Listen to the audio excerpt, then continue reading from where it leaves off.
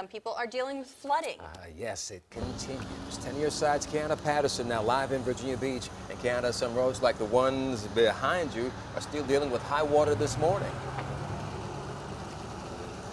That's right, Don and Lex. It is still blocked off here at Sandbridge Road. We're going to zoom in to show you what we're seeing. As you can see, the road is still covered in water, but despite that, we've seen about 10 cars drive through that and through this barricade here. Now, that is not what Virginia Beach wants you to do. They do not want you driving through standing water. The Virginia Beach city manager says constant rain and high tides are causing the flooding issues in the southern areas of the city, and they've set up an emergency shelter over at Lansdowne High School for people that feel unsafe. Now, they ask you to avoid driving through that standing water, but if you get stuck in high water, you can call 311 and the city will arrange transportation. And also, garbage has been delayed in some areas, just like this road here. Now, they say that today will resume their garbage pickup or when the road is cleared. For now, we're in Virginia Beach. Kiana Patterson, 10 on your side.